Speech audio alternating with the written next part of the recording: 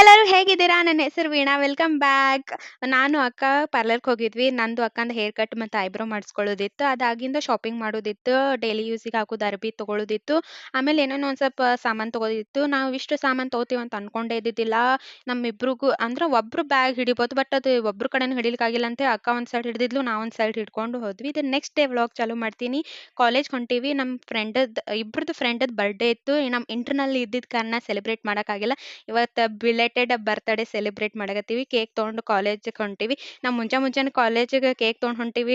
ನೋಡೋರೆಲ್ಲ ನಮ್ಮನ್ನೇ ನೋಡ್ಲಿಕತ್ತಿದ್ರು ಇಷ್ಟು ಮುಂಜಾನೆ ಯಾರಂತ. ಗೈಸ್ ಕೇಕ್ ತಿನ್ನಿ ಸೆಲೆಬ್ರೇಟ್ ಮಾಡಿದ್ವಿ. ಅದಾಗಿಂದ ಕ್ಲಾಸಸ್ ಮುಗಿಸ್ಕೊಂಡು ಮನೆಗೆ ಹೋಗೋಕ್ಕಿಂತ ಪೈಲ ಊಟ ಮಾಡಬೇಕಲ್ಲ.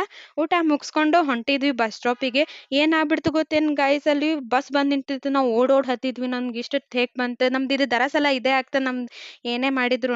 ನೆಕ್ಸ್ಟ್ ವ್ಲಾಗಲ್ಲಿ ಸಿಗ್ತೀನಿ. ಅಲ್ಲಿವರೆಗೂ ಟೇಕ್ ಕೇರ್, ಬಾಯ್ ಬಾಯ್. ಲೈಕ್ ಮಾಡಿ, ಶೇರ್ ಮಾಡಿ, ಸಬ್ಸ್ಕ್ರೈಬ್ ಮಾಡೋದು ಮರಿಬೇಡಿ.